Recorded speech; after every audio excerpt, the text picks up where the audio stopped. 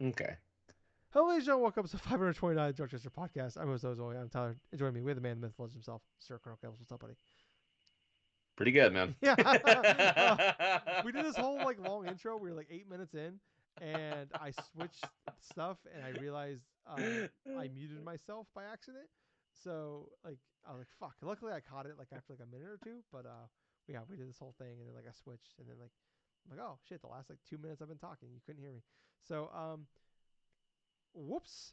But yeah. So I'm gonna do this whole rigmarole again. This is the second podcast we recorded tonight, but the fourth time we've had a restart of the fourth time we've had to start a podcast tonight because we've had so many fucking issues. So this is where we're at. It's the end of the year.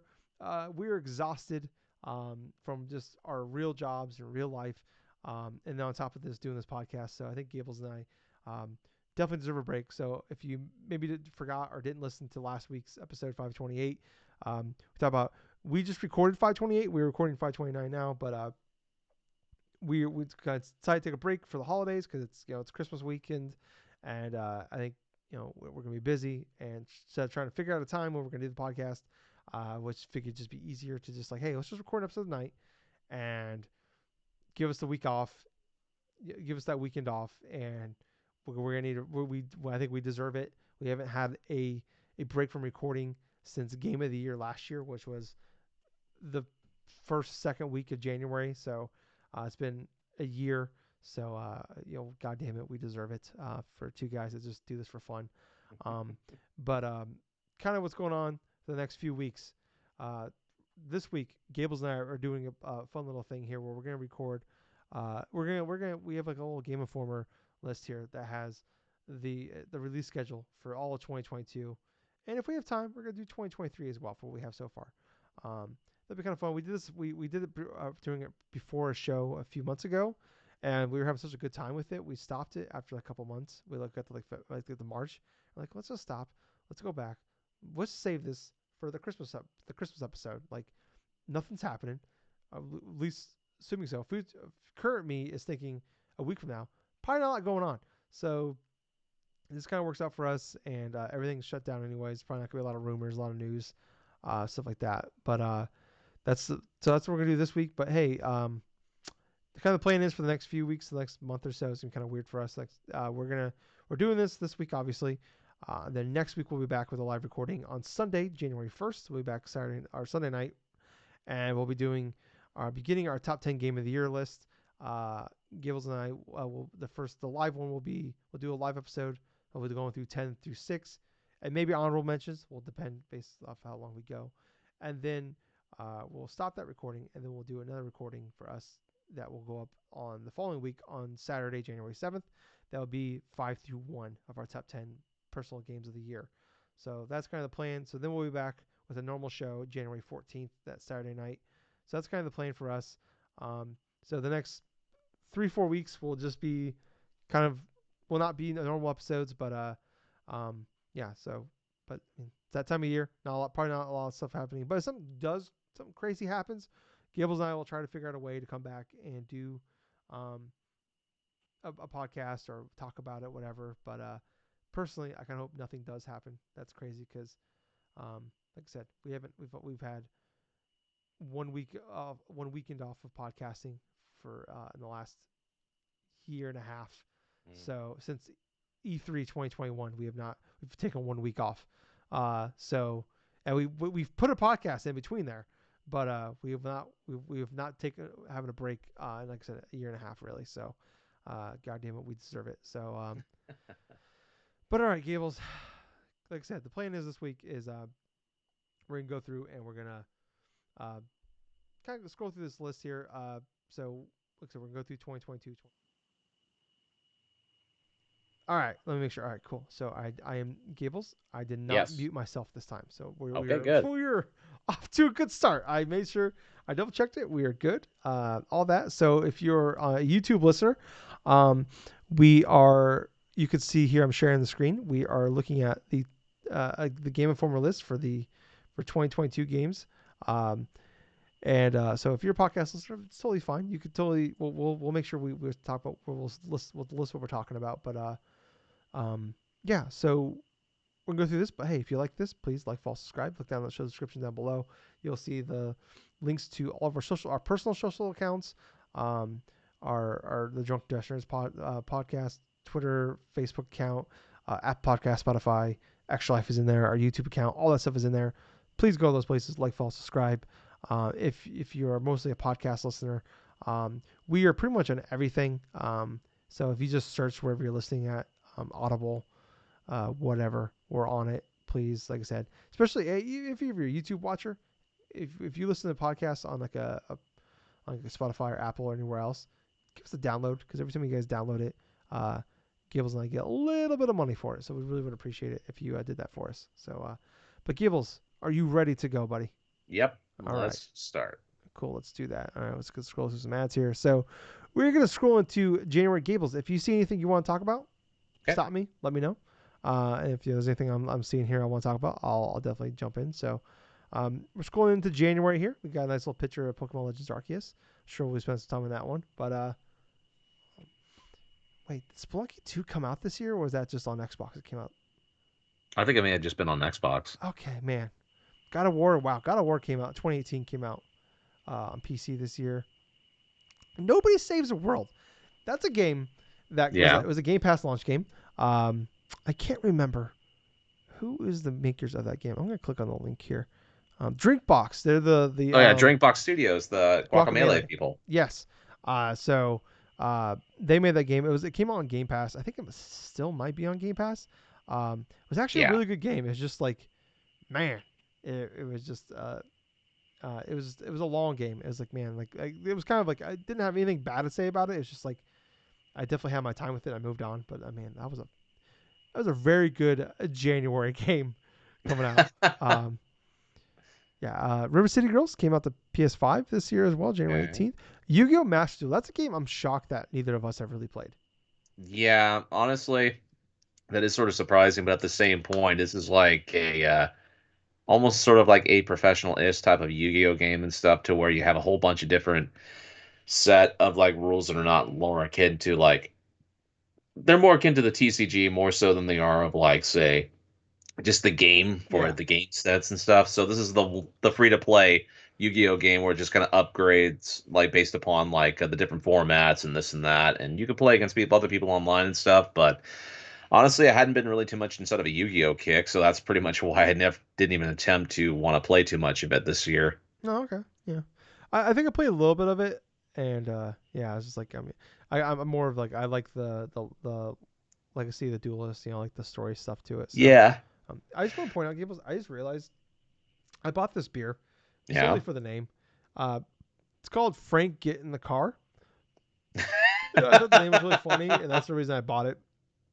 I just realized it's 9% alcohol. So yeah, so I was like, man, I'm feeling that. Were there any other types of little surprises or something like that? What? Let's say, was there any other type of little surprises that you had to say though? Oh yeah. No.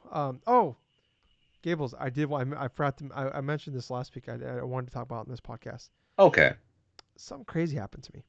Okay. I was at work. I'm a delivery driver. I won't say what company, but it's one of the big two. We can figure it out from there. And I was getting gas. I'm in a small town, and I was getting gas. And I see a credit card. It looks like a credit card on the ground. Yeah. By the pump, and I go to pick it up. It's a Visa gift card. Okay. And I'm like, okay. And I'm sure like a lot of people have found those, and like I've found multiple in my life, especially like on this job. Like you just find like a gift card on the ground, and I always look, like, oh, let's grab it. And like there's no name on it. There's no way to track to who it is. Oh boy. Yeah. So because it was a credit card, I thought I saw a credit card. I'm like, I'll go turn it into the people at the gas station. Like, hey, found this credit card. That was my original thought. I'm like, oh, it's a Visa gift card. I'm like, all right, well, I'll look it up and like, because I found them, and like I'll look, maybe there's some, like, my thinking was they used it and they just threw it on the ground or something like that, just being lazy. Right. So I looked up, I went on the website, typed in all the information, looked up, see if there's any money on there. Okay. There's $100 on their cables. Oh my god, dude. It was $100 on there, and not just like I looked at like when the money was put on there. The money was put on there over a year ago. Over a year ago, Yeah. so this person had it in their possession for that long and never spent it. Yes. And Oh, so I'm like, well, I don't feel any really any like I'm like at first I'm like, oh, it's kind of shitty if I spend it. And then I kind of looked at it, I'm like, oh, well, I mean they've had the money for a year, and there's no like I said, there's no way to track it who it belonged to. There's it's long gone yeah now. I mean, for God's sakes, whoever had the thing initially and stuff like that, they obviously didn't know that they lost it. yeah. Obviously. So bought a $100 PSN card. Oh my God, dude. And Oh, that's I funny. pre-ordered Final Fantasy 16 with it, and I still got like $40 left. So Well, yeah, well, there you go. I yeah, mean, hell, that's a hell of a freaking thing to happen across. That's kind of like somebody at my prior workplace or something like that was going through the shoes and like going through shoe boxes and accidentally uncovering $3,000 inside huh? of a shoe box. That's way better than my story. Dude, no, but the thing was, is like she had to turn that one in and Oh, stuff I because wouldn't for have. one, it's like it had to go through the whole security protocols and stuff at the former workplace. And so what was she rewarded with was like she was rewarded with like 300 extra dollars in her paycheck on top of a day off and then like oh yeah, sort of like that. Yeah, that was pretty much the extent of it and stuff. But the funniest part about it is the people that were going through the initial things loading up the Gaylords and stuff. It's like if they had saw that, they wouldn't have turned it in. I mean, for God's sake, that much money? Yeah, No, no. Gables. I like to consider myself a good person and an honest man. Um, that 3 grand would have been mine. Like I would have 100% kept that money.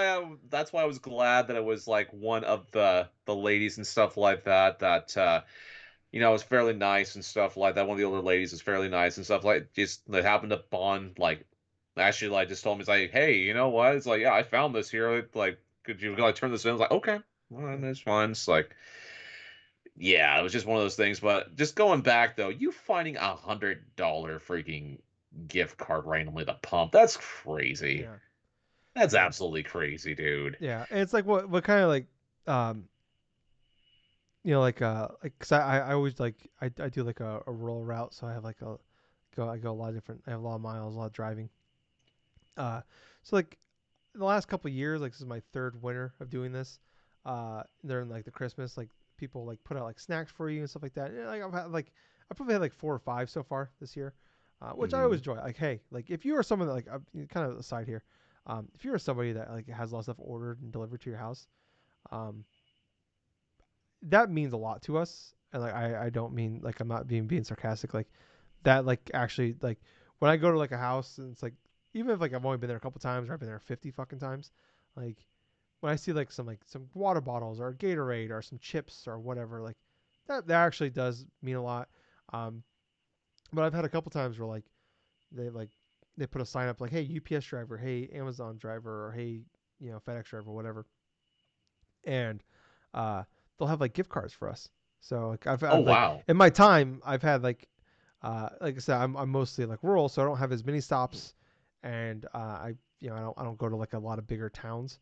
So Yeah, yeah. it was only happened to me I think twice where I've gotten like 2 Amazon gift cards. Like one was like $25, one was like $15 in like the last 2 years. Wow. So that was like I'm like hey, it's close thing because like I talked to the guys that do like the in town routes and stuff that do like the especially like you go like the towns where they have the money. I mean, they're cleaning up. They're getting gift card after gift card. They're getting snack after snack. Like they're getting all Oh. kinds of shit. So like, I'm not mad. I'm just jealous. But hey, so I'm like, hey, this is me making that's making up for a little bit here because I hear about like some of those guys out there making they're getting a couple $100 in gift cards every year. So Well, they deserve it. I mean, for God's sakes, they're on the road oh consistently, yeah, you I'm know? not like I said, any ill will I have is pure jealousy. So for where I'm at, where it's like I'm going to these smaller towns. Usually, a lot of them are low income, so I don't have the people are giving out what the other places are giving out. So but let's get back to that. But that was kind of cool. Okay. Um, but moving on here, Gables. Paparazzi as also Eh, as a Game Pass game. It's fine. didn't really see much to it. I mean, Obviously, you have the I obvious thinker here, Rainbow Six Extraction. I mean, there's not really much forgot too about much. Gables. I totally forgot about Rainbow Six Extraction. What about for Game I Pass don't though? surprise. I'm not surprised because I didn't remember Oh this my game god. actually released this year either until I went into a Walmart a couple of days ago and I saw this thing literally like out the clearance bin. What's funny is like you look at this. We had Nobody Saves the World January 18th, Paparazzi, Rainbow Six Extraction, Windjammers 2, all Game Pass Day 1 games. Yes, It four. and yeah, I mean, like Paparazzi was like a whatever indie game. Like I enjoyed it for what it was. It's like you just yeah, take a picture. It's Pokemon Snap but cute dogs. I mean, come on, right, it's right. pretty cool. But man, that was actually a pretty good week there for him. But like Rainbow Six Extraction was definitely like it was okay. I mean, like it's definitely one of those like it's not a 6, but it's not an 8. Um, Well, yeah, that's kind of the moment I had with Windjammers too, which that game was pretty fun to play. And yeah, quite honestly, I did have some previous fun with Windjammers originally on, like, say, the PSN and stuff. Like, I actually had it on my Vita at one time. I was playing that during some of my lunchtime stuff, and that was pretty good. But the second one was pretty fun. You know, it was definitely more into that 7, maybe 7.5 sort of like game to where you'd have initial fun. I did play through multiple different times of the arcade mode with different characters and stuff, and I kind of left it at that as like my main thing and yeah, stuff because I wanted to focus on other stuff. But yeah, that was pretty much that big thing at that point. But when we're going into other stuff here, I mean, obviously the big elephant in the room right here is like Pokemon Legends Arceus. yeah, man. What a banger year way to begin the year. Exactly. Man, we that game was fucking incredible. Like Yep. I'm still kind of upset that Pokemon Scarlet and Violet didn't just take more of that game because that game was fucking good. Um, yeah. Yeah. I love. Honestly, I mean, we talk when the about. grand scheme Go in ahead. the grand scheme of things, like Pokemon Legends Arceus, that like I told you once before, it's like the game was a fantastic base upon future Pokemon games to build upon and stuff. I mean, they didn't have to release another main like Pokemon game throughout the year. And though eventually they did do that with like Scarlet and Violet and stuff, it's like what they released out there was pretty solid. I mean, the Pokemon catching mechanic was fun, going to different areas was fine. Encountering Pokemon in their natural habitats, like inside of like a the Hisuian like region, which is like an ancient Johto region and Yeah. stuff. That was all fun. That was all like new. It felt new. It felt organic. There was different forms to like previous classic Pokemon. It was fun. Yeah. Absolutely. Yeah. Um, it's probably my favorite Pokemon game of the two. I just loved everything about it, like the how fast paced the battling was, how fast paced the catching was. I loved just like just just never nothing felt like a grind in that game.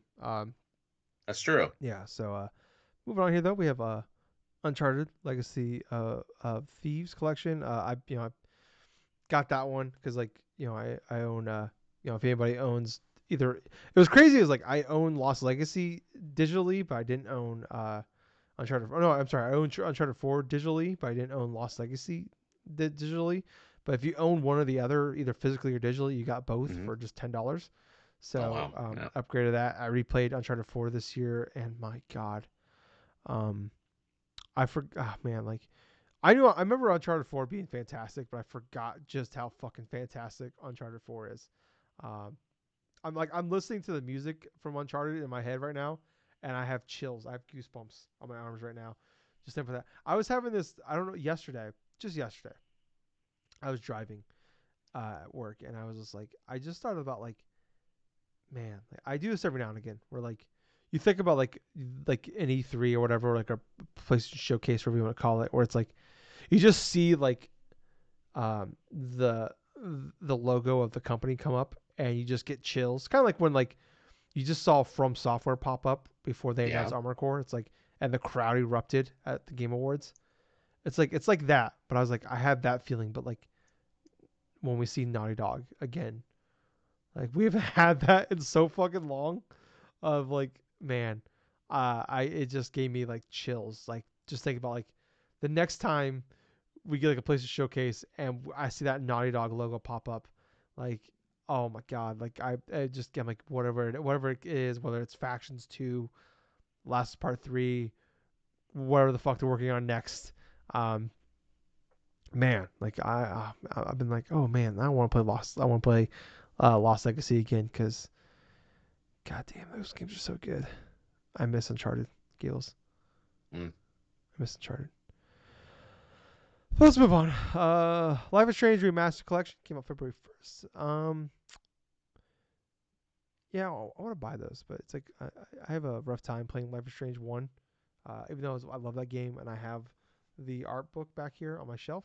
Um, it's one of those things where it's like, like certain like music or movies or Yeah. whatever tie you to a time. And I remember like for me, like kind of makes this a sad thing. Sorry about this, but like Life is Strange, I remember playing episode 3 with my first dog, Gertie. I was playing the game, and then that's when she had her seizure, and then ultimately led to me putting her down. So it's like, as much as I love to replay through that game, whenever I think about Life is Strange 1, I think about that moment. So it's like, fuck. It's like I love that game so fucking much, but it Mm. just that game will permanently forever be tied to uh, that moment to me. That will be burned into my fucking brain. So yeah. Yu-Gi-Oh! Master Duel. Oh, okay, the iOS version, the mobile version. Okay, Dying Light 2 came out this year, Gables. Yes, it did. February 4th. Jesus, that's a game that like I remember. And man, it's like that's one of those franchises. That's like a.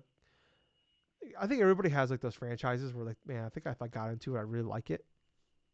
Uh, and so I remember like Dying Light, like that game felt like a whatever to me, the first one, like in 2014. And I remember Jake who was like our original third host of the podcast long, long ago.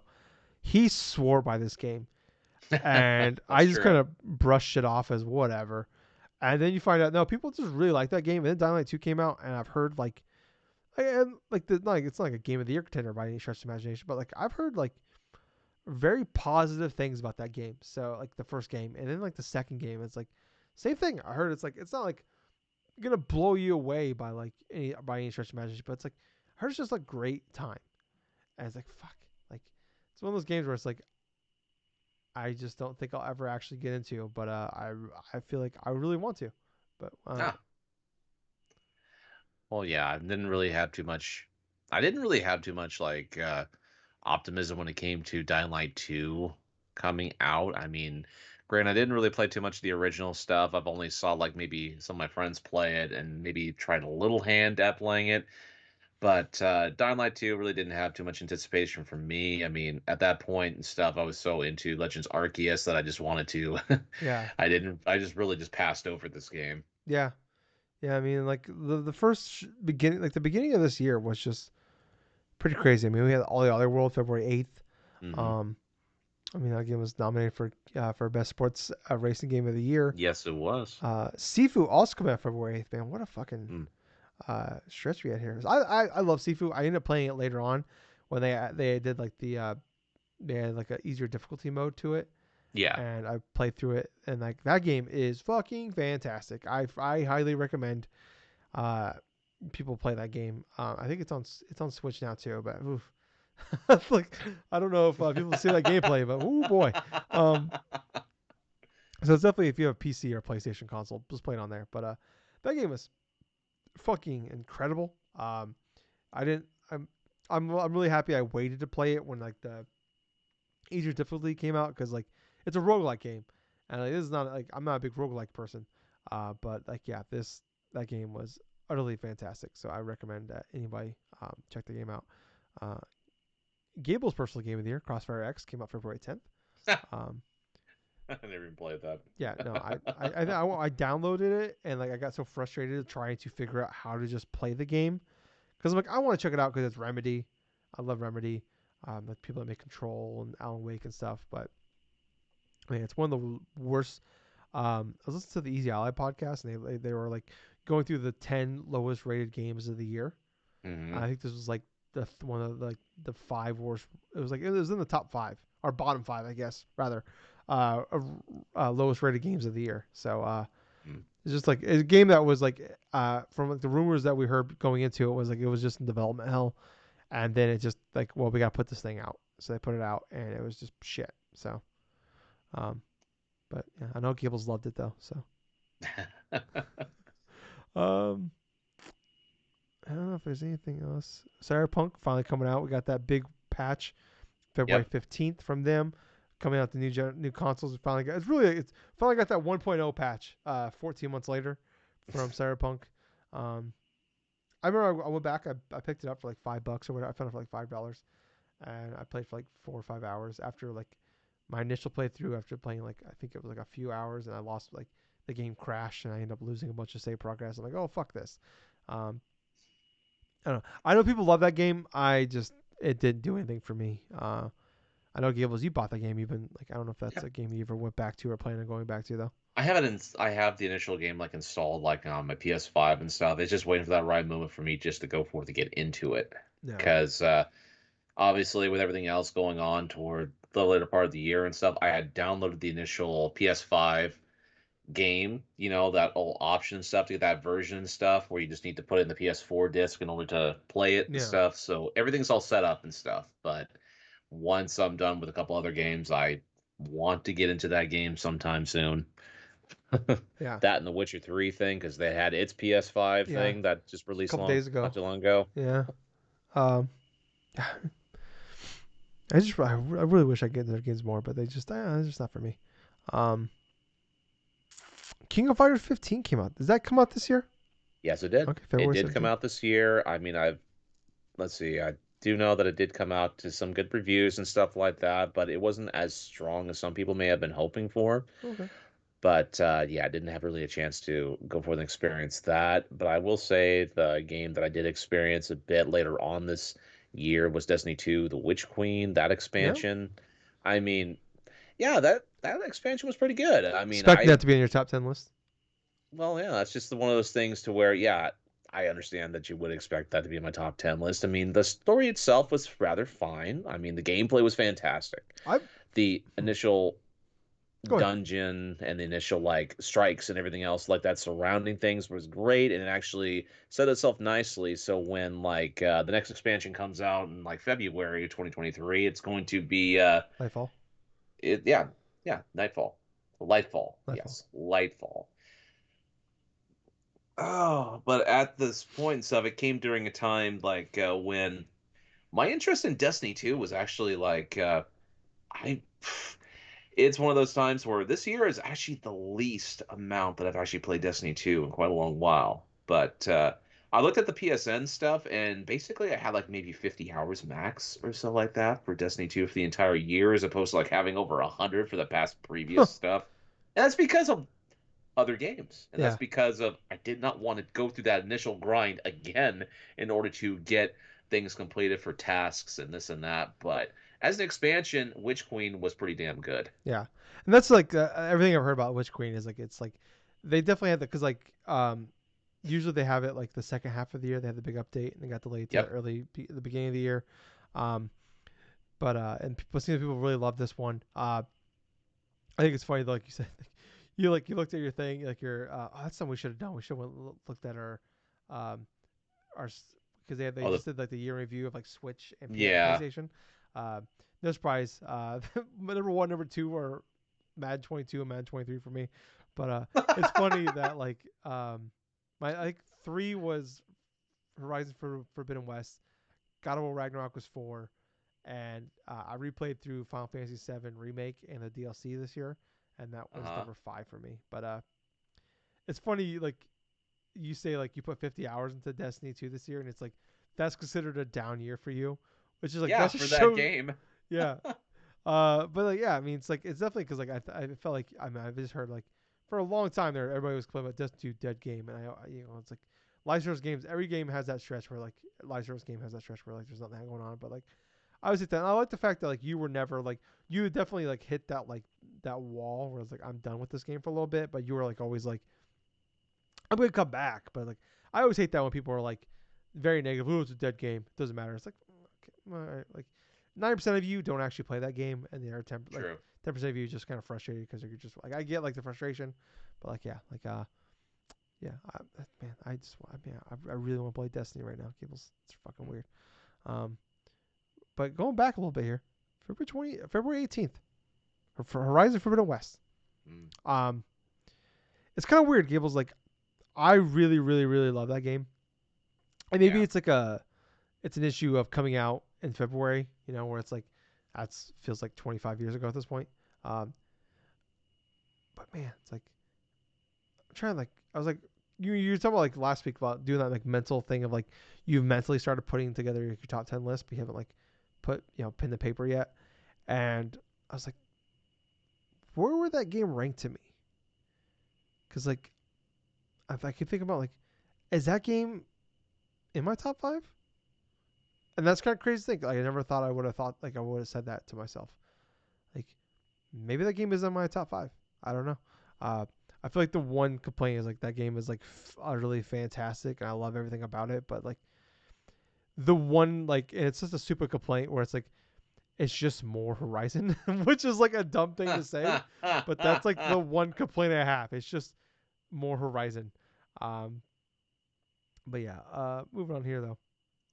All right, so the other big elephant in the room Yeah, in regards to Altier this month. Sophie 2, The Alchemist of the Mysteries that Dream, right? Uh, Oh no, no. But I did look into seeing how that game was going to perform like rating wise and stuff because it's a spin-off for like all the Altair series and stuff like really? that. Oh, okay. But getting back to things, yeah, Elden Ring. Yeah, so when that released, what was it, the 25th of February? Yep. That's hilarious. I had to wait a few days until that game actually came in stock and stuff, and I bought that for the PS5, and oh Jesus Christ, I went on such a long arduous journey with that game. Near 100 hours played, 97 to be exact. All sorts of epic moments, all sorts of memorable boss battles. And yeah, there's some interesting story stuff hidden in between stuff for those that wanted to do, like for those that wanted to dive in and see a lot of that stuff. But Jesus Christ, dude. Okay, well, sorry. But I just, I, I just looked at the Frank the Tank thing, and yeah, in the background, like in the thing here, I'm gonna hold up to the camera. This is a video thing. So you see a vehicle here.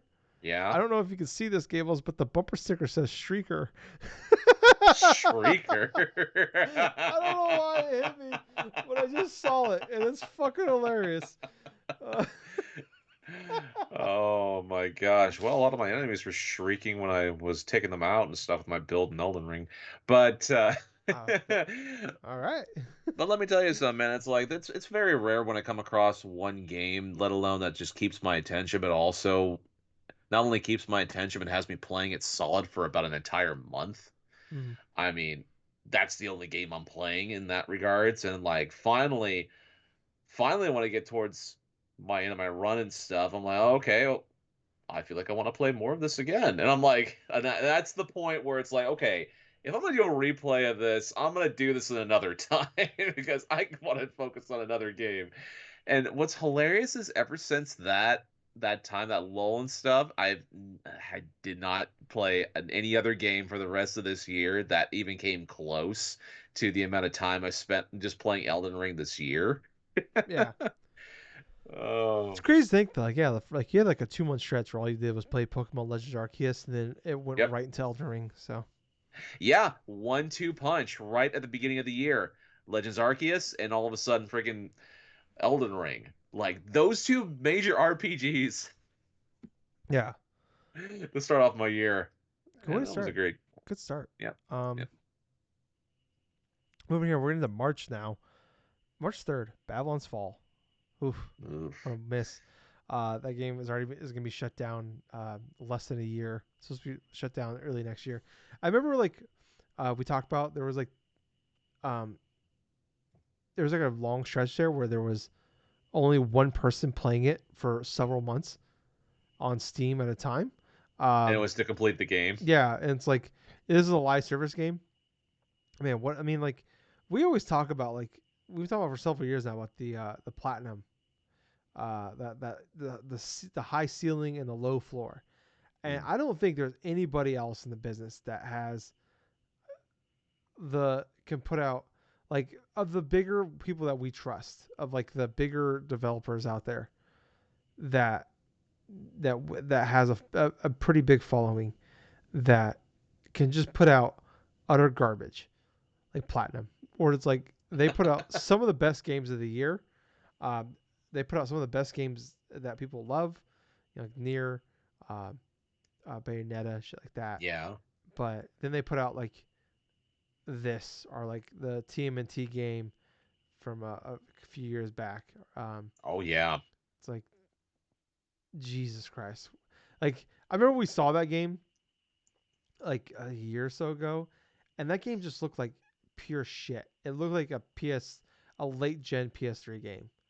Yeah, that was the thing about it that initially turned people off, including you and I, where it's like you it's that thing where you see one look at a game, you're like, no, this is not gonna go well. Yeah, yeah. And it's like it's also that one like sometimes like coming out in March can also be like a sign of things to come. Where like sometimes a game comes out in March and it's totally fine, and we'll talk about some of those. But like I always have that like from bigger companies.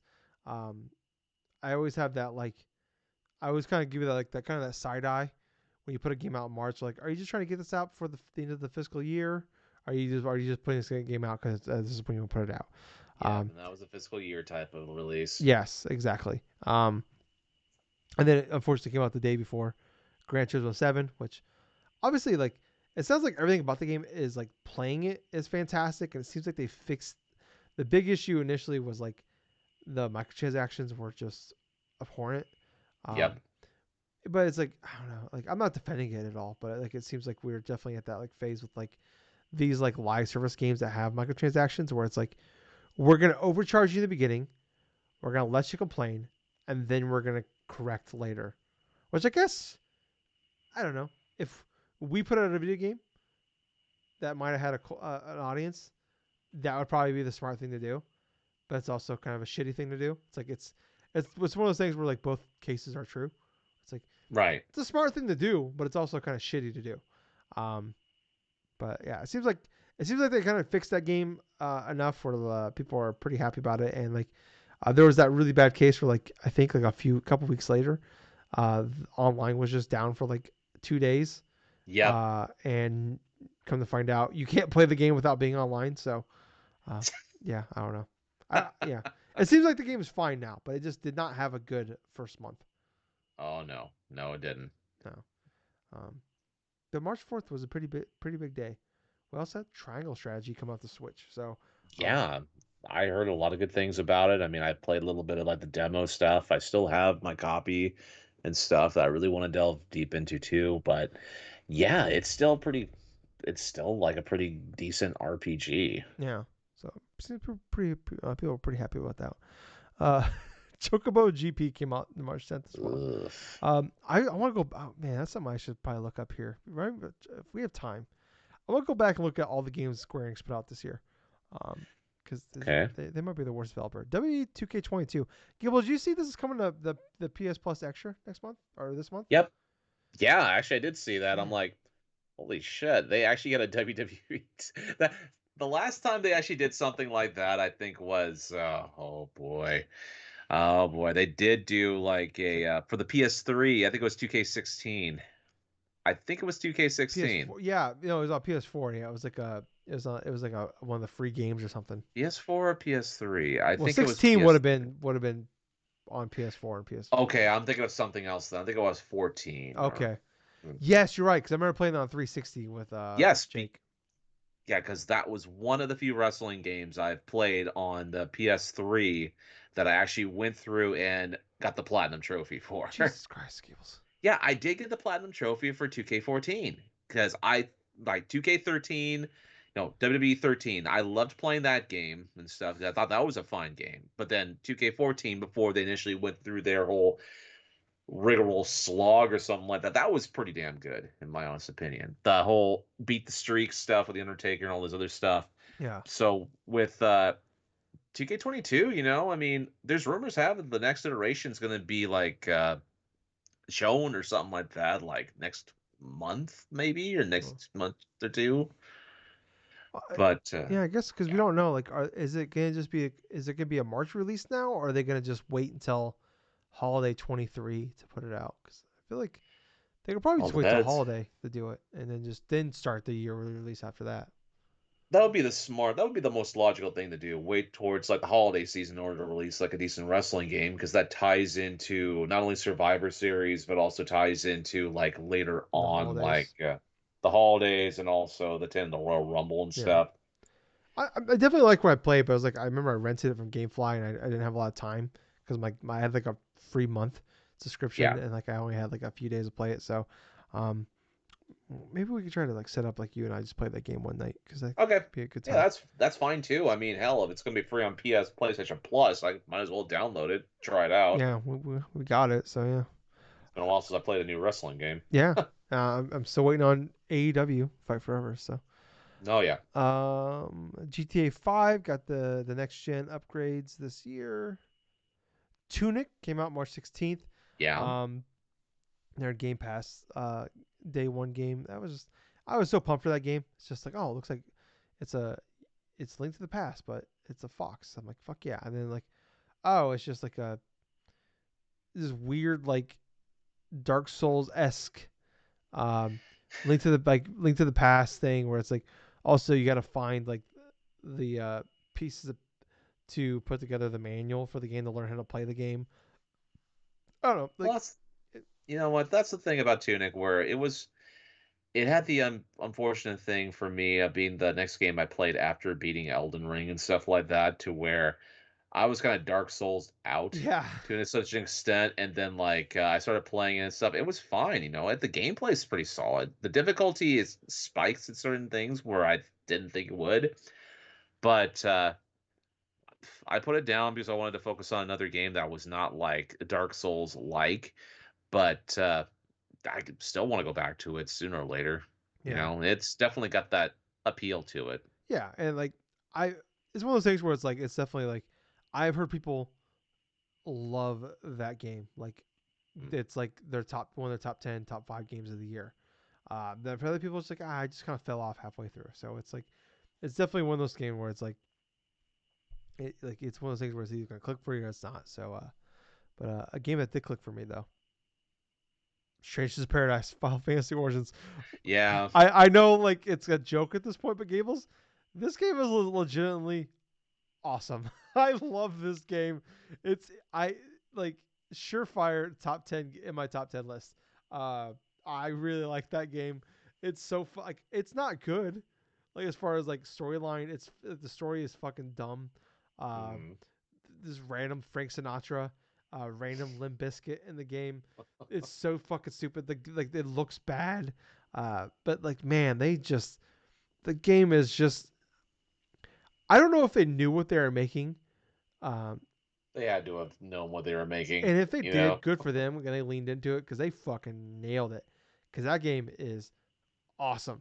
I love that fucking game. I adore that game. Like, I know it's like a meme to like make fun of that game, but like, man, um, I just yeah, whew, what a good game. What a good fucking game that game is. That game is actually really good, and unfortunately, it's just gonna be remembered for the memes rather than what that the game. memes and the trailers, Yeah, the trailers of Frank Sinatra and Limp Bizkit inside one of the yeah, others. whatever. Just random, like turn his iPhone on. Like why? Where it's a fantasy RPG and he has a fucking iPhone with Limp Bizkit. Okay. Um, yeah, fucking weird. Memoir Blue, another Game Pass day one game. I like the game a lot. It's like a 45-minute game, but it will make you cry. Uh, Norco came out this year. I didn't play that game, but I don't know. I've heard a lot of good things I've about heard Narco, nothing but though. good things. Yeah. Ghostwire Tokyo. Like I'd put like Strangers of Paradise, Final Fantasy Origins like a 7.5 out of 10 type of game.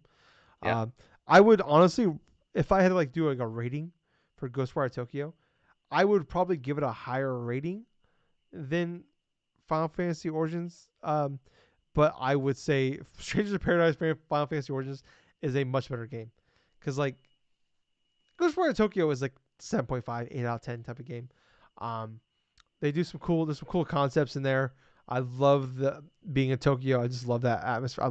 I wish more games just took place in like modern day, like Japan and stuff like that. Even though like, you know, it's like everything's gone to shit and like there's ghosts everywhere. I love like the game is beautiful to look at. I love like there's some cool stuff. They do a good job with the loop of like making you want to like do side content with that. mm. But it's not like it's a map game, but it's not like this huge like Ubisoft map game. It's like it's very it's it's not overbearing. Where Ubisoft can be sometimes, where it's just too much on there.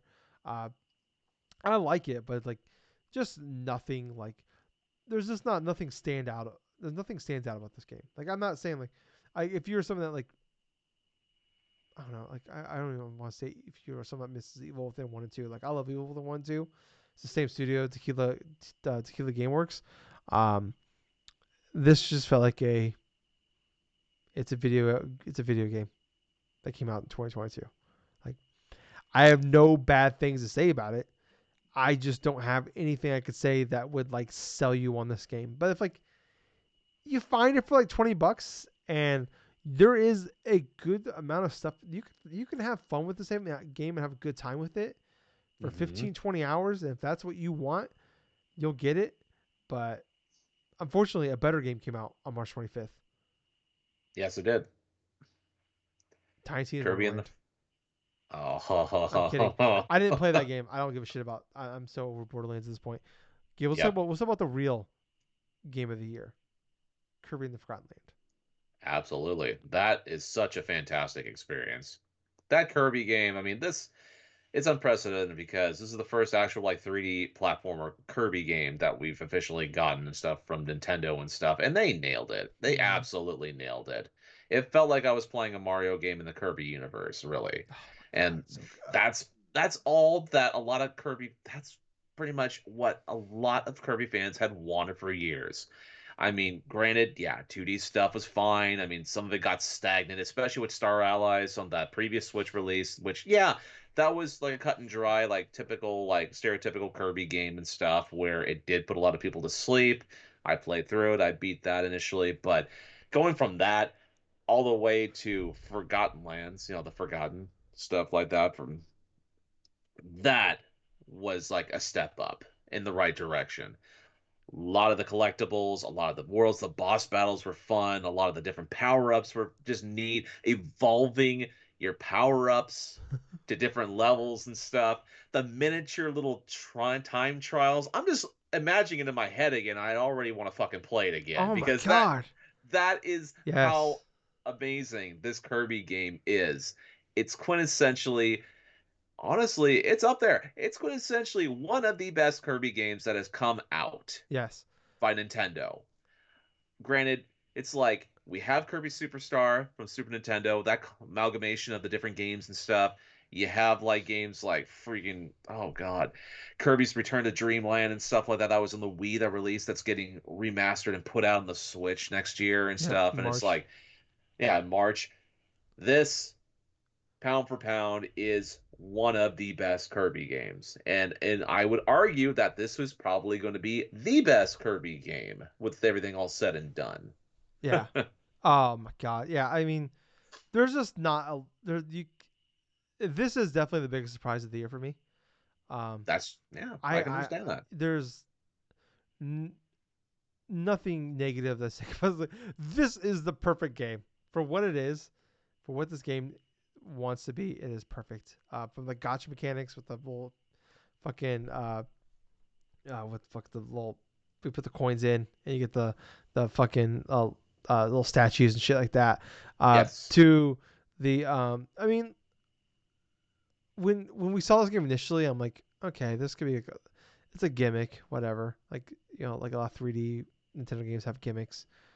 Who knows if this goes gonna click or not? And like fucking turn it into a fucking cone or a car. I'm like, all right, that's kind of cute, kind of funny, but how is this gonna work out?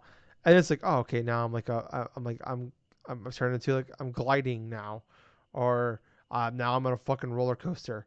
Like, man, that fucking the music part world is probably the coolest fucking any area of any game this year to me. Oh Um, yeah. and the biggest complaint I have about that really is like they put it in the game too early because like the game peaked. I thought that was like World 3, and then I'm like, man, this game peaked there. And then you get to I go ahead. I honestly felt differently about like it peaking. I could see where like you were at in that regards from where that initial sequence happened and stuff. But let me tell you something, man. Going towards the final Oh stretch of that game, and yes, then like towards the final initial boss battles, and like all that other stuff. I mean, that was fucking memorable as shit. And I will admit, a lot of that ending like thing for that boss thing was anime as fuck. Yes. But at the same point, it was amazing because this is like fucking Kirby doing all this Yeah. shit, No, dude. that's exactly what I was gonna say. My biggest point was like the game peaked there because I thought like the rest of the worlds were like they were good, but like man, World 3 was fantastic. Hmm. And then you get to that final area. It's like and it's just like holy shit. Like yeah, it just turned into straight anime. And if they don't just the next Kirby game isn't just more of this, like you can obviously do a different gimmick, but like you found the formula. And just Oh yeah. build upon that because I'm all in on whatever the next Kirby 3D game is. I'm all in because holy fucking balls! Like the final boss fight, incredible. That the whole final section, game of the year contender shit. The fact this game wasn't like I don't know how Xenoblade Chronicles 3. I'm not trying to diss Xenoblade, but man, Kirby should have got like for like the Nintendo Game of the Year slot should have went to Hmm. Kirby. I Because agree. that game deserves all the flowers, all the roses, whatever you want to say, deserves everything. Because like who would have thought that this game could have been that fucking good? Like this by far the biggest surprise of 2022 is fucking Kirby and the Forgotten Land. Like that was a game like I kept saying it over and over again. I'm like, well, if the reviews are good, like I'll pick it up. And then I remember picking it up, and I'm like, I remember playing those first couple chapters. I'm like, that's good, like it's great. And then like I'm enjoying what happened. Then like World 3 hit. I'm like, with the fucking Egypt Park. I'm like, oh my god, like it was that near Automata moment where like you got the same thing. You got to the music park in near Automata. I'm like, this game just went up like 17 notches. But then you got to the final chapter of Kirby and it went up 75,000 more notches. I'm like, how is this possible? How is Kirby so fucking good? How? This might be one of the greatest Nintendo games ever made. I don't think that's too far fetched to say. No, I don't think it's too far fetched either. I mean, hell, it expanded upon the classic series in regards of ways that we always have wanted in terms of like being longtime Kirby fans. I mean, fuck, from its beginnings up until now. I mean, yeah, Kirby fans have been craving for this type of moment for a long ass time, Yeah, and we got it with Forgotten Lands. yeah. Man, goddamn, what a good game. Now I just kind of want to go back and play that game again. Moving on though. Let's go. We'll move into April. Lego Star Wars Skywalker Saga came out finally after several delays. Um, I thought it was fine, but people seem to really love it. I'm not the. I was someone that was really big into Lego games for a long time and then fell off. Probably a little over a decade ago, and then jumped back into this one. And it's like it's fine. It's definitely one of those games though. It's a family friendly game. This is like not a game that like if you're like someone that wants like if you want Lego and Star Wars, be happy with this. But if you want like a challenge, like any sense whatsoever, not for you. Um, it'll be the show 22 came out as on April 5th as well. Coming that came to Game Pass. Still crazy to think that's a day one Game Pass game. Um, I actually didn't even play that. Did you play that at all, Gables? Mm. You know what, Tyler? I think I only played that for like not even like an hour until I uninstalled it because it was just the same old stuff. Yeah, yeah. I think I still have like MLB 16 over here somewhere because I have my MLB The Show character on there. Mm. Godfall Ultimate Edition. The game that just never is not funny to me. Where I remember like that was a PS5 launch game, and then last year they did like the big selling point to that game was like It's a PS4. it's on PS4 now. Yeah, that's a big selling point. It was like we're going back a generation. We're like everybody's like celebrating. Hey guys, next gen. Here's the next gen version, and then like here's Godfall. Like hey, here's the last gen version. We're finally putting it out now. Here's this game that nobody cared about coming to the PS5 day one. And hey, good for you for getting that day one of a console launch boost. But that's just I don't know. I just always find that I'll never not find that funny. Scrolling through, we're in April now.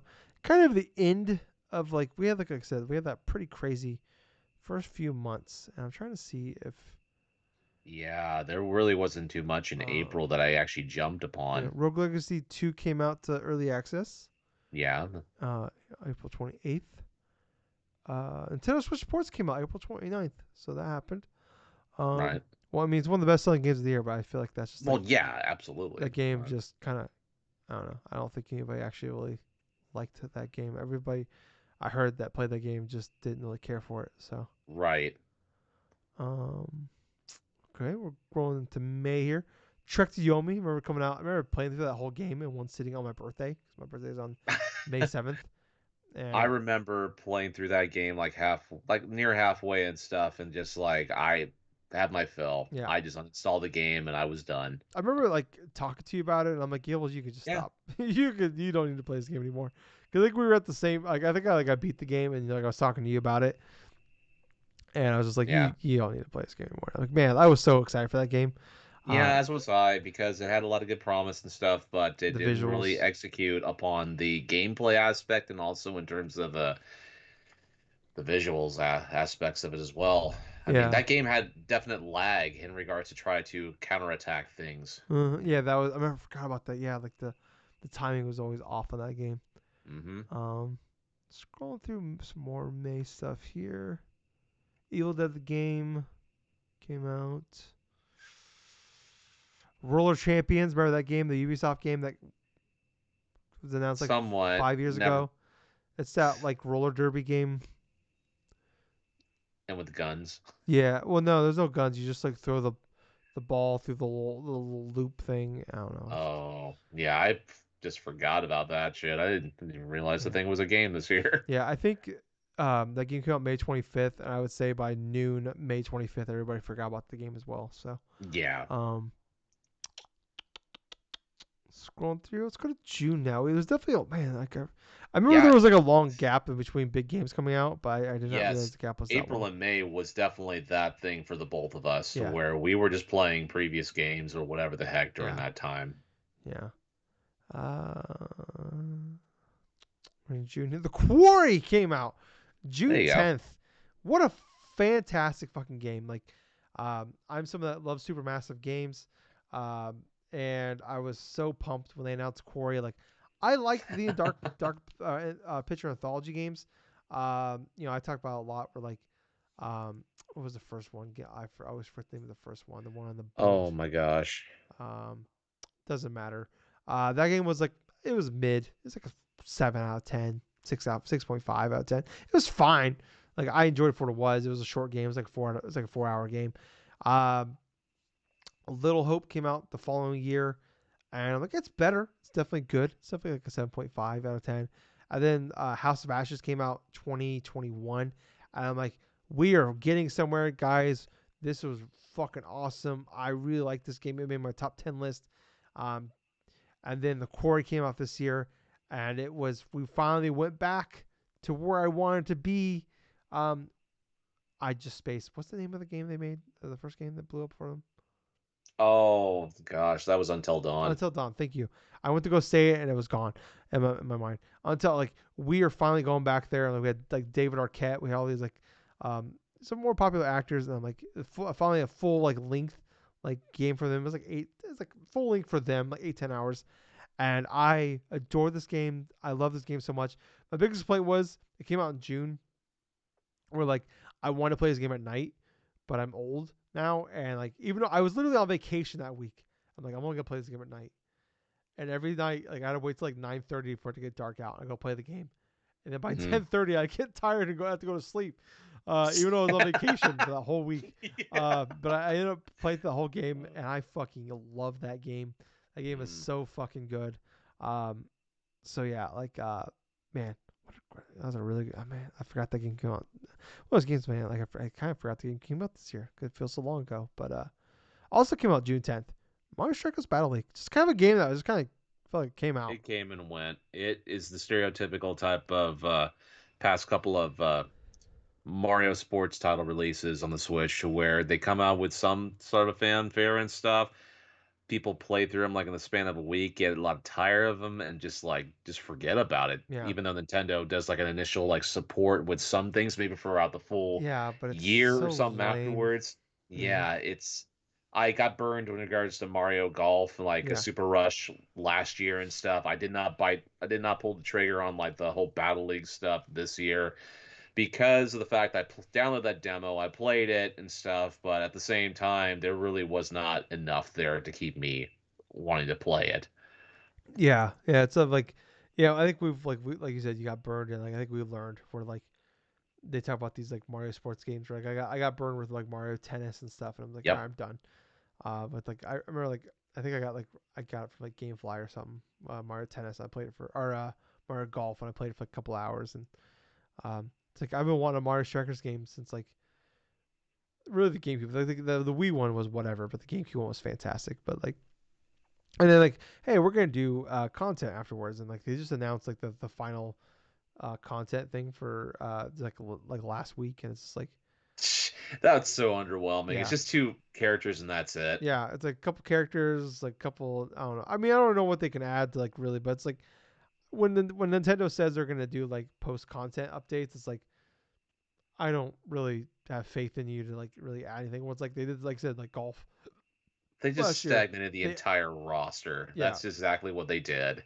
yeah, it's like yeah, you literally just like held off on like the stuff that was probably done, and you just like we'll just add fucking what's her face from what's the is it Daisy? Was it Daisy? I think they added Yeah, later. Yeah, added Daisy yeah. later. It's like a month later. It's like okay, that game was she was probably done, and you just add her like a month later. Or it's the same thing where it's like Mario Golf, where they added like the new Donk City course Yeah. like a few weeks later, and like oh okay, and a couple characters, and that was it. It's like okay, I like or like even like Nintendo Switch Sports, like we talked about already, where it's like hey, Switch Sports, the golf version isn't gonna be ready at launch, but it'll be coming a couple months later, and then it's like it just came out like a couple weeks ago. It's like cool, like 8 months later, you add golf, which is like probably the one thing that people wanted the most out of this thing, and you added it 8 months later, and I'm pretty sure anybody that actually cares, and at this point probably doesn't care anymore. So, I'll um, tell you what, though, the next thing, though, that I could see upon this list here is Neon White. yes, Let me tell you something. Neon White, there's a reason why people consider that one of their top games, if not their game of the year of 2022. And it's because of how fucking addicting this game can be, especially when that one more try mentality kicks in. It's super fast, it's super stylish. Yeah, there's a lot of good anime like uh like aesthetics in regards to like the way it looks and stuff. The story is relatively interesting. You're like a killer and stuff like that. That you're pretty much like a hitman or something like that that got axed and stuff. And basically, you're trying to learn like about your memories and stuff like that through interactions with other characters throughout the game. They have different type of colors and stuff as their code name and stuff like that, like yellow, green, red, like violet and stuff like that. And also, you're just neon white. You're supposedly this leader of this like gang or something like that. And the initial play and the initial like motivation behind things are rather clear and stuff, but it's so cool to go back to each individual stage and try to beat it as quickly as possible or collect specific collectibles in that regards or figuring out how you can transverse a stage by discarding certain cards and stuff. I gotta admit, when this game was first unveiled at like an indie direct and stuff like that, God, I was kind of like, okay, this looks promising, but at the same time, didn't know if the card aspect thing would actually latch onto me hmm. until I finally took the chance, bought it on eShop during that initial launch period and stuff, and started playing it. And I started really getting into it, and I stopped like right towards like the center of it and stuff because other games were releasing and stuff. But that was such a solid gameplay experience. That was so tight Yeah, in regards to its execution that. Yeah, and now it seems like almost anything now, if Annapurna is going to put something out, I'm at least going to be somewhat interested in seeing what it is because of how great Neon White turned out. yeah. I mean, and what's crazy like that same day, TMNT Shredder's Revenge came out, Yes, June 16th. Um, Another fantastic game. in their Yes. Game Pass day one game, and what Game Pass killed it this year. Um, we're like, yeah, same thing. We're like the Quarry, where like that came out that Friday, going into that week off I had, and then this came out that I remember that came out that same like I remember it came out, and it was like a Thursday morning and launch, and I ended up playing through that whole entire thing in one sitting. That game. I mean, Shredder's Revenge, man. That is a love letter to longtime TMNT fans. Mm-hmm. It had so many awesome elements from the previous Turtles games.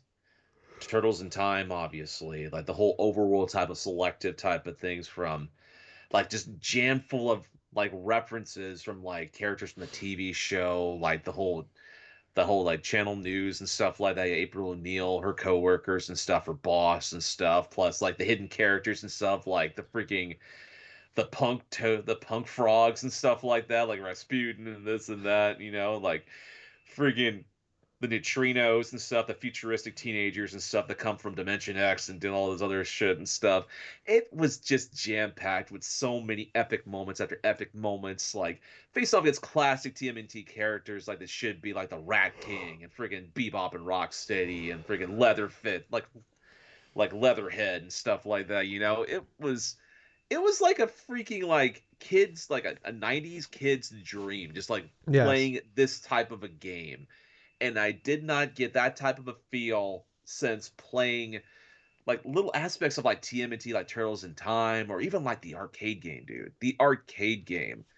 I have great memories of playing what little I did of the arcade game back when I was a kid, and then like on 360 and this stuff, I'm playing some bits of Turtles here and there, but Shredder's Revenge is the definitive like one of the best beat 'em ups I think I've played in quite a long ass time. At least since Streets of Rage 4. When we went through, we beat that. I mean, Battletoads when that was initial thing Yes. that Oh, got Battletoads. that's the resurgence of the beat 'em up is Street Fighter definitely one of 4. my favorite recycled like types and stuff from the 90s. Yes.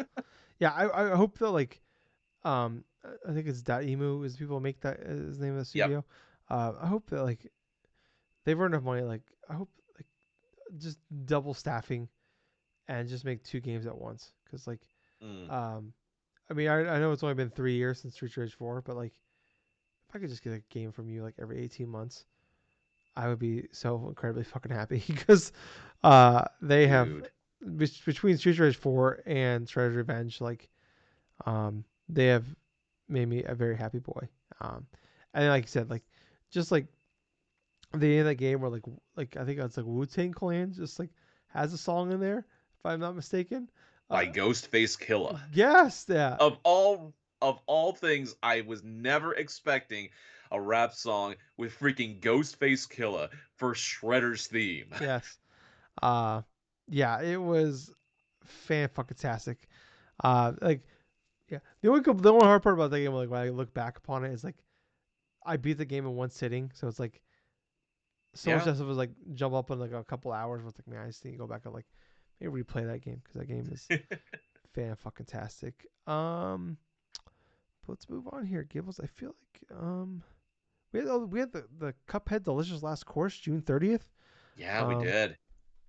yeah, that's I crazy. only touched maybe a little bit, but not a lot Yeah, of that. same here. I like even though I didn't beat the first game, I bought it. It was like I think it was like $8. I'm like I just want to support this guy. Yeah, So um, man, want the same thing for like Live Alive with me. It's like I played the demo, played a little bit of it, but yeah, I had other stuff I wanted to play. yeah.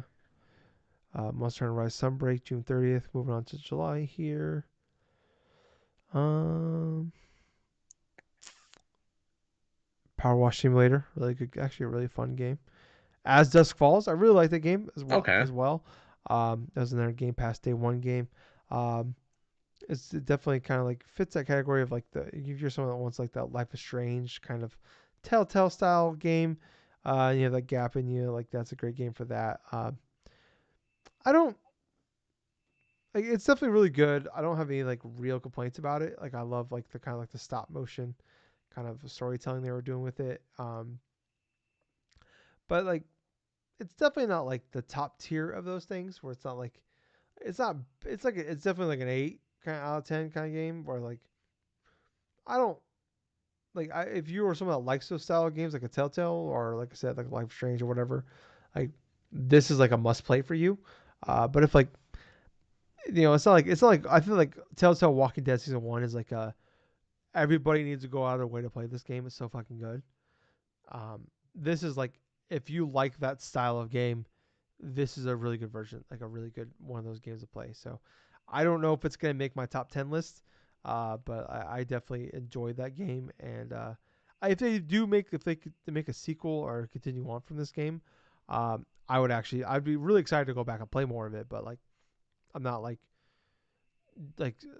jumping at the gill here to go back and play more of it.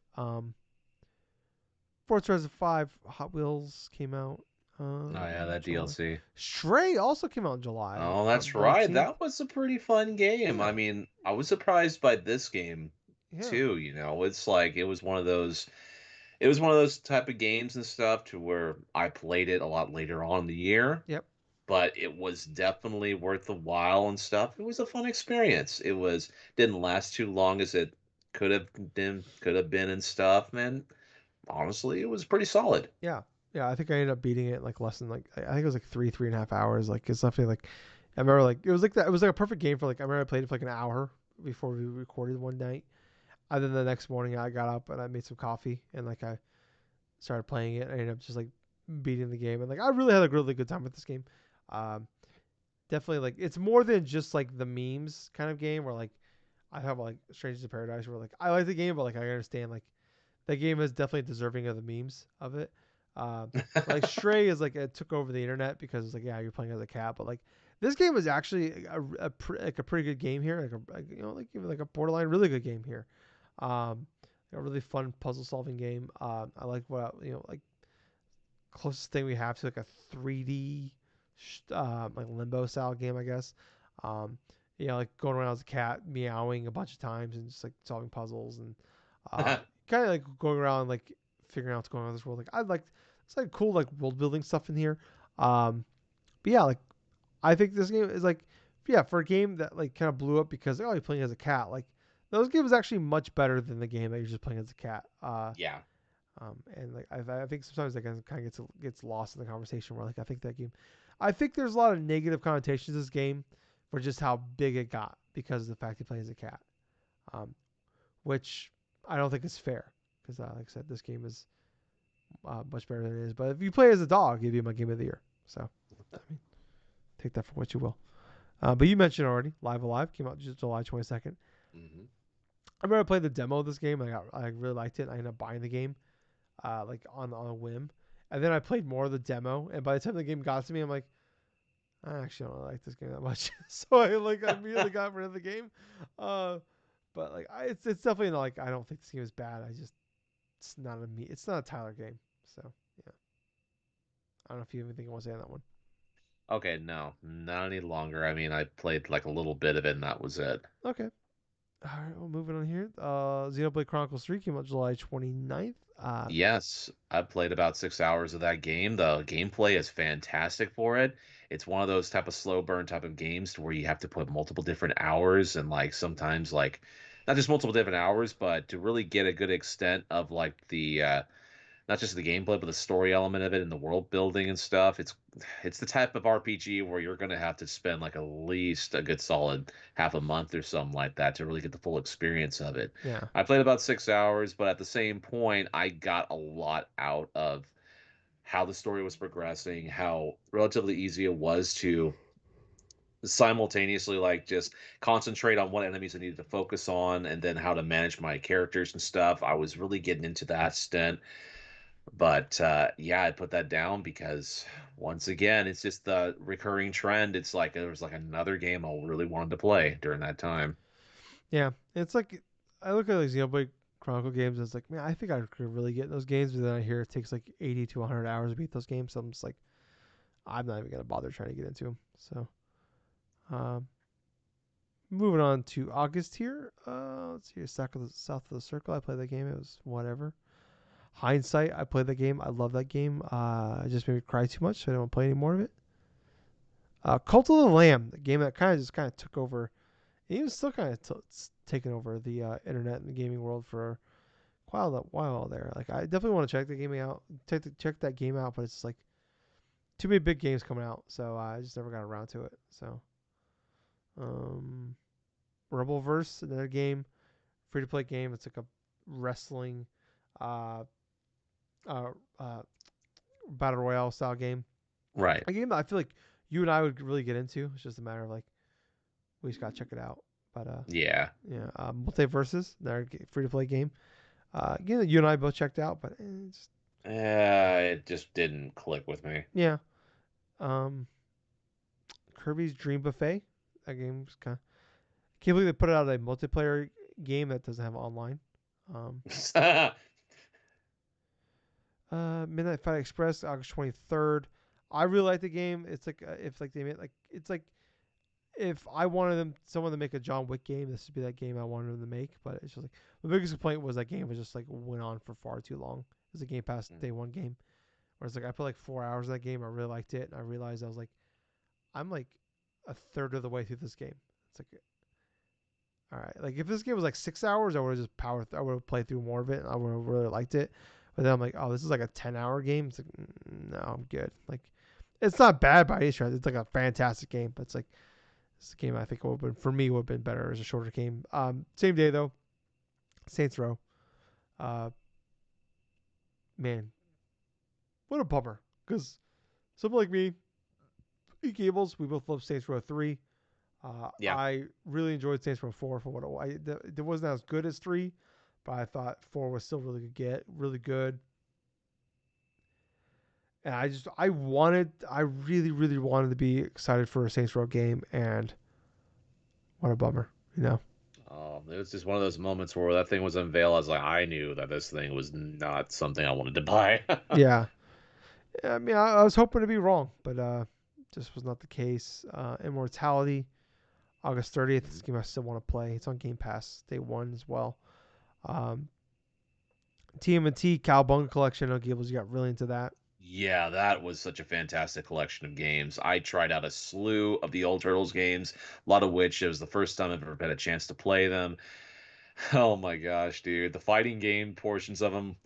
The NES one was really difficult. The SNES one was pretty fun and stuff. The Genesis one was okay. But God, yeah, there was just so many different types of fun in games. Like even like with Turtles in Time, the arcade game, this and that and stuff. There was just so much enjoyment for me just replaying some of the games I played as a kid, like the original Game Boy, like TMNT game, because that's something I used to play a lot too. Mm. And it's like, yeah, yeah, there's a reason why I put like about good solid 12 to 15 hours into that. Um, uh, Moving on to September here, though, we have JoJo's Bizarre Adventure All Star Battle R. Did you play that game, Gables? no, I didn't Okay. have a chance really to play that fighting game. I Okay. mean, that was really knee deep inside of like the Turtles collection and also another game that released in September. Okay. Biomutant. Yeah, I get it. Uh, Last was part one.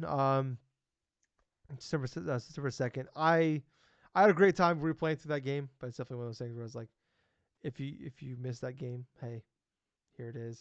Um, but if you didn't care about it, there it went. So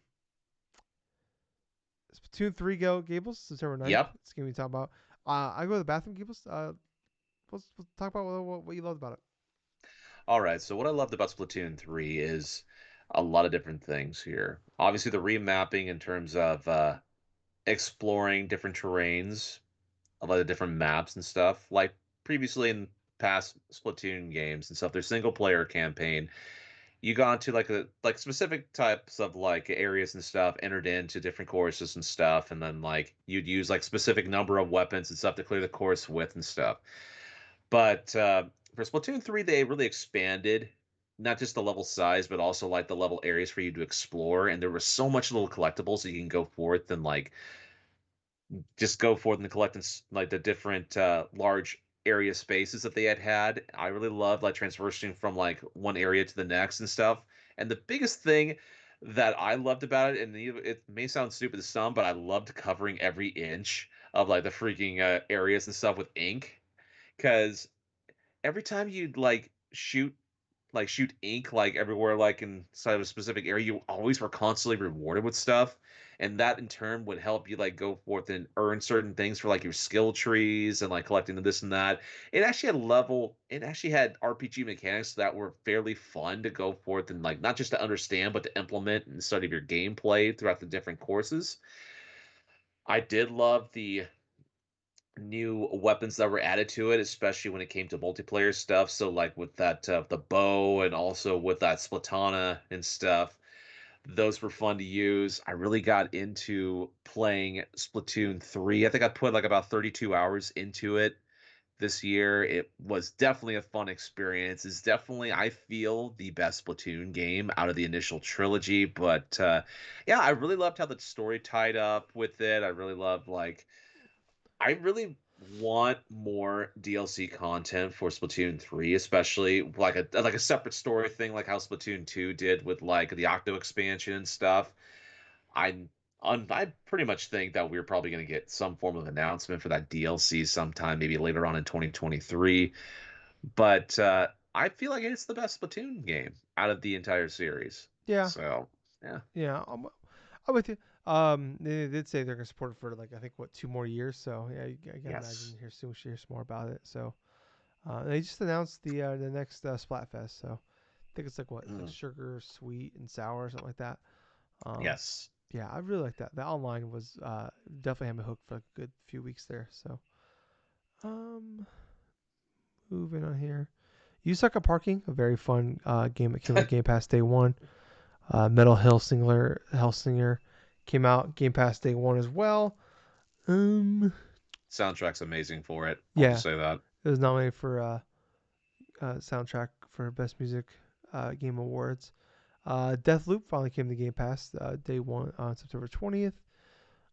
Great game, one of my favorite games of last year. September. Hmm. A lot of games, but nothing. Picross 8 Game of the Year every year. I legitimately love Picross. I put a ton of. I I put know, like I know. I saw like probably 5 hours in the Picross every year on Switch. Um, probably one of my favorite. Like if I had to like, you maybe like rank some of my favorite stuff about like do like a top 10 things of like the Switch Picross. Like I think we've had like 9 or 10 different Picross games come out Mm, for the Switch, and that would be on it. So um, going into October here, Overwatch 2, October 4th. mm. Um, No More Heroes came with everything else, October 11th. Uh, Dragon Ball Breakers came out October 14th. Ugh, I heard that was terrible. Yeah, I think the game's like ranked into like the 60s on OpenCritic. Yeah. Uh, Plague Tale Requiem. I absolutely adore that game. It's one of those games where I feel like um, I know like it got like nominated for like Game of the Year, but it was like one of those games where everybody kind of like scoffed at when it got Game of the Year, and I kind of that's one of those things like typically like I kind of like let things go where it's like okay it's not for everybody or whatever. But that game that when I heard a lot of people like scoffing at that idea, I'm like all right, okay, fuck off a little bit, okay. Uh, I think the game is actually a lot better. Like I know like it's definitely like a game that like the first game especially was like uh try to like Stealth based. what Well, like stealth based or very something like that. yeah like stealth based very much so and like the big thing was like they were comparing it to like double A Last of Us which was totally fair and I feel like this was definitely like a big time built upon that I thought the the world like the environments were much better. I thought the storyline was the characters and like where things were going was just much grander. Everything you want from a sequel, and like the combat was just so much better. Where like the first game was like if you just got caught, you were just fucked, and the sequel where it's like you get caught, you have a chance to actually like it's definitely like it's still more like stealth focused, but like you had a chance to at least like you know Right. get out of things. Um, where like yeah, I said the first game like that was not the case, but yeah, Scorn Gable's Game of the Year. So Huh. um, here October 14th. Um, Ghostbusters Spirits Unleashed is a game I really want to check out, but I'm waiting for a sale, but it's still like $40. It's funny that Alan Wake Remastered got put on Switch this year. That game is 14 years old, and the worst version of that game is on the Switch. Oh, wonders never cease. No. Mario plus Rabbids Sparks of Hope. Um, I know people are like, it's crazy. Like, see the people that were like a lot more down on Kingdom Battle were really up on this game, and it's like me that was blown away by Kingdom Battle was just like kind of down on Sparks of Hope. Like, I don't think it's a bad game. It's just like the things they did different with Sparks of Hope just did not vibe with me. Vampire Survivors. I can't not love that game. I was playing it last night. I was like, I'll play a couple games because like games like anywhere from 10, 15 minutes. Hmm. It was like 8:30. I'm like, I'll play a couple games before I go to bed. Before I gotta get up early. Um, I looked over and it was like 10:30 at night. I was like, oh, whoops. So that game was utterly fantastic. So I checked my. I ended up just buying it, even though it's on Game Pass. I just bought it. There you go. It's like a you get tickets to get like 20% off in the game on Game Pass. It's like a $5 game, so I got it for $4. Uh, and then the DLC just came out this week, and it's like $2. So I got the game and the DLC for like less than $6. So Huh. it's just like one of those things where it's like I just want to support the game developers in that one. So even though it's not a lot to them, like hey, I'm sure every little bit counts. Gotham Knights come out October 21st. It just came and went, really. I mean, there Yeah, wasn't really too much fanfare with it. It was just more or less a lot of critiques because of how they were touting this is going to only be like released on like current generation systems, even though it wasn't even optimized for current generation systems. yeah, yeah. It's like there's the 30 frames per second. What the fuck are we doing here? Yeah. It's like I said. I was talking about like last week on last week's episode where it's like I so badly wanted this game to be really good, Mm, and I'm really this game actually is like a big bummer to me. It's probably like of the games most disappointing games are games I didn't play. I think Gotham Knights is probably number one, just because yeah. I so badly wanted to like be excited for this game. And like I said, I was on my last week of like if I find it for like 20, $30 or something like that, use somewhere like a clearance bin or whatever. Um, and it's had some patches since then, so maybe I'll check it out then. But such a disappointment. New Tales of the Borderland. It's like you Mm, and I, Gills, we both love Tales of the Borderland. If you would have told me that we were getting a sequel to this, I would have been like fucking blown away and super pumped for it. But like, it's it's not it's Gearbox making it. It's not Telltale making it. no. And it just felt like kind of like Gotham Knights. I feel like it kind of just came out. Yeah, that's a shame though. That's probably one of the more disappointing things to where expecting we weren't expecting much because it's from Gearbox, like making it and stuff like that. But yeah, the fact that we did not even realize this game was still out or even out in that initial stint and stuff and didn't really care about it. Yeah, that's really disappointing.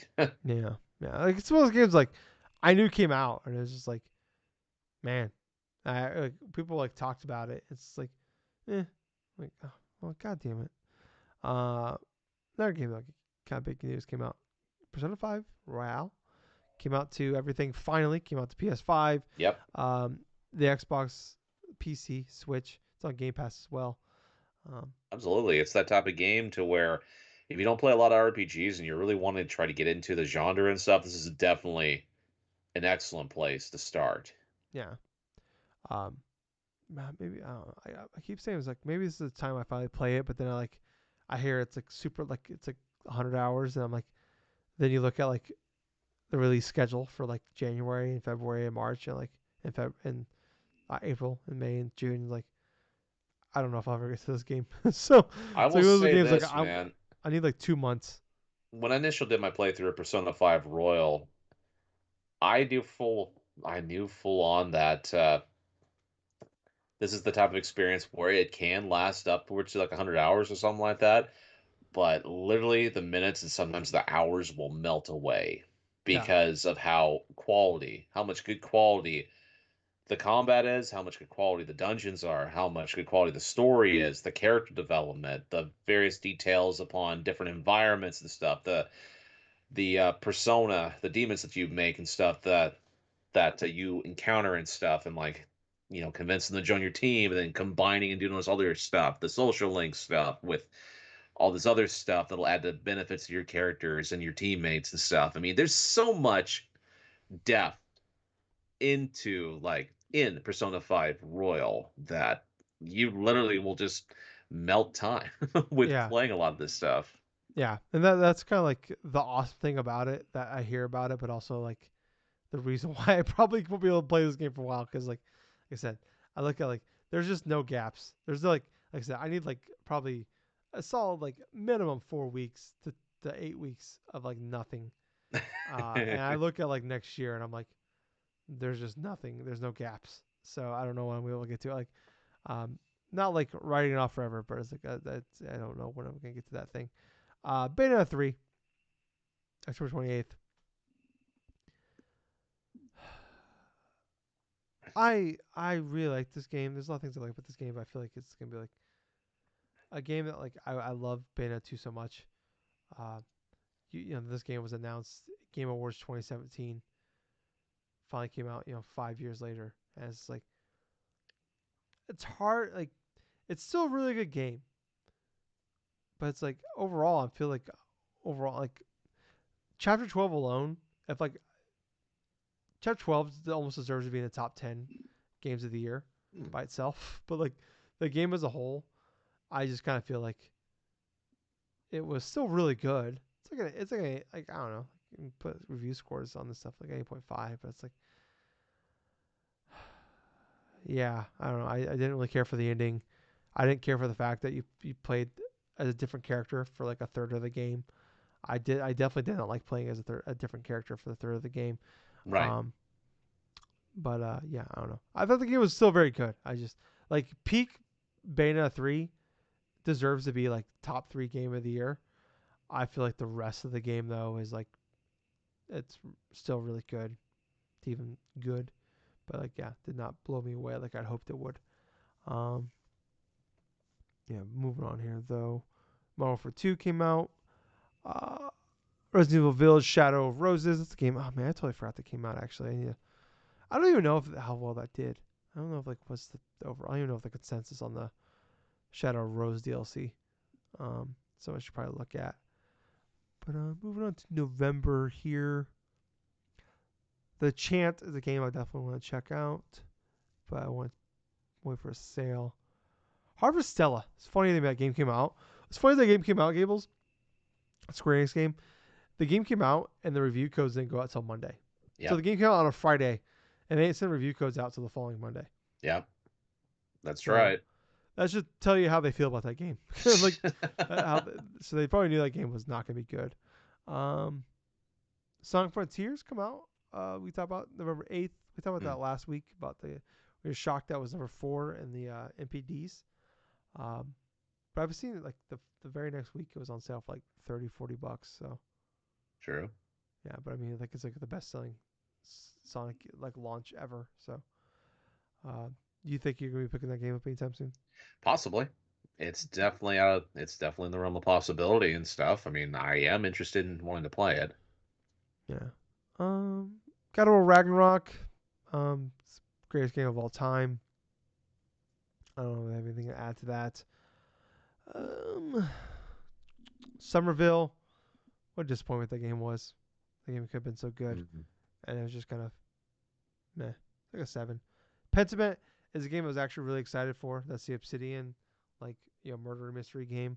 Yes. Um, I was actually like really excited for that game. Then I heard it was like a 20-hour game, and I'm like, never mind. like if that game would have been like 8 hours or 6 hours, I'm like, fuck yeah, I'll check the game out. That game sounds great.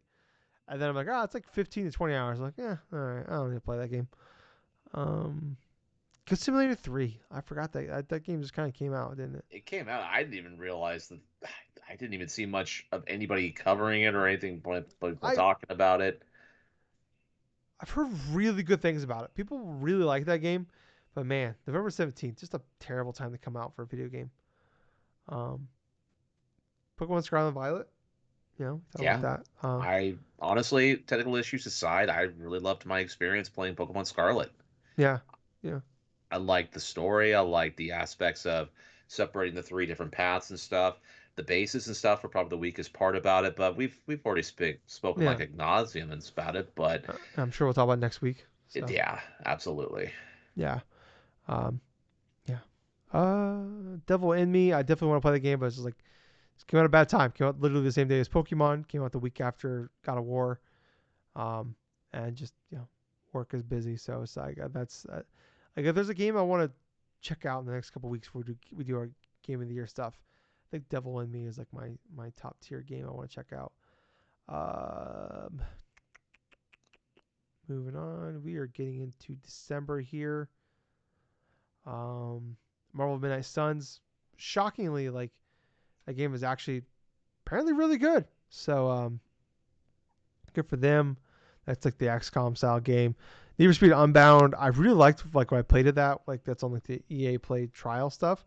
But I did hear after like about the 5 hour mark, the game opens up and it turns into like every other open world driving game, and I'm like, oh man, I kind of like the like I kind of just miss a driving game where it's like you just like start like all right, do the race, all right, go back to the base, all right, go to the race. I just kind of over open world driving games at this point. So um, Super Kiwi 64. I sent that trailer to you, Gables. I heard Yes. excellent things about the game, so I don't know if you ever played that game or not, but I still haven't played that game. I really need to though. yeah, I heard.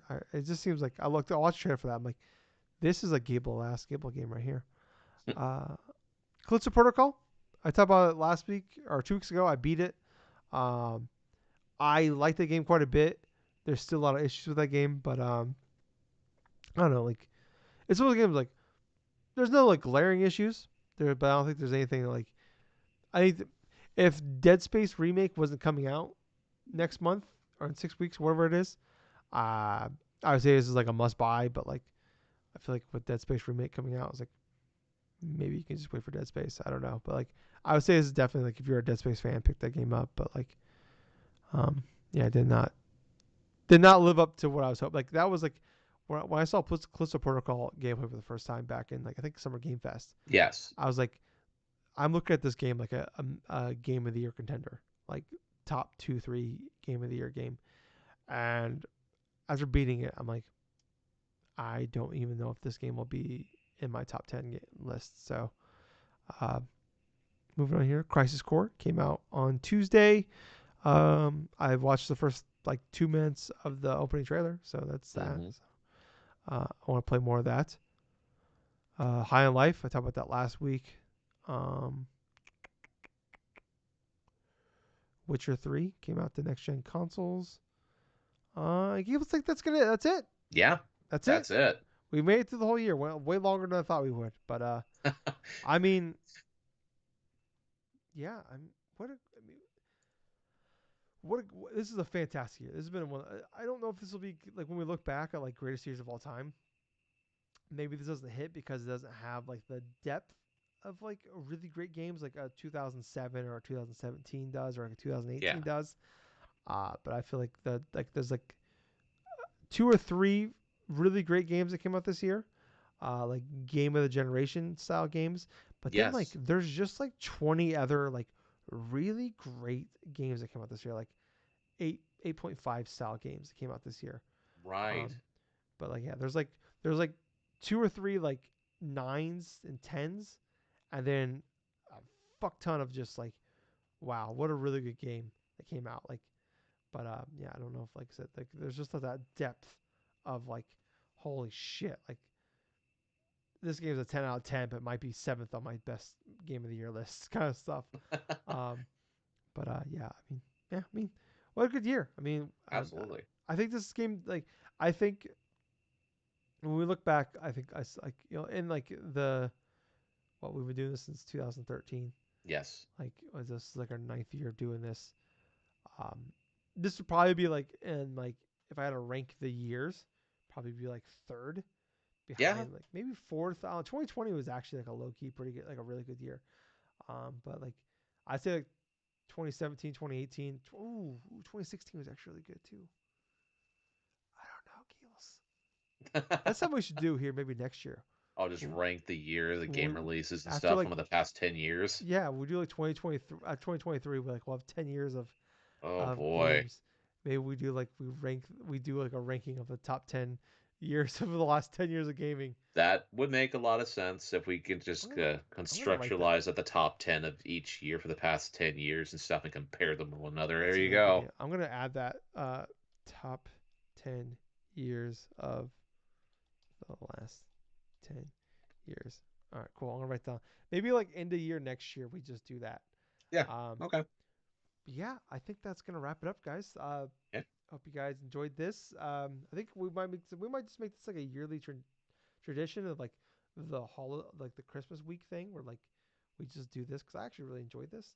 Um, it's kind of like sometimes like I said, like the year just kind of flies by and you just kind of forget about some of this, like a lot of stuff that happened, and like kind of brings you back to like, even though it only like might have only been like 6, 7, 8 months ago, Right. it feels so much longer.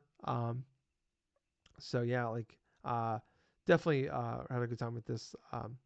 But hey, check us back next week. We'll be back on Sunday, January 1st. We'll be back talking about we'll be starting our top 10 games of the year list. So Gail's and I'll get started on that. But I was Tyler. And I've been Colonel Gables. Until next time, everyone, thank you for listening to another fun filled episode of the Drunk Nerds podcast. And hey, Gables, Yeah. T sweet. Too sweet. Bye, guys. See ya.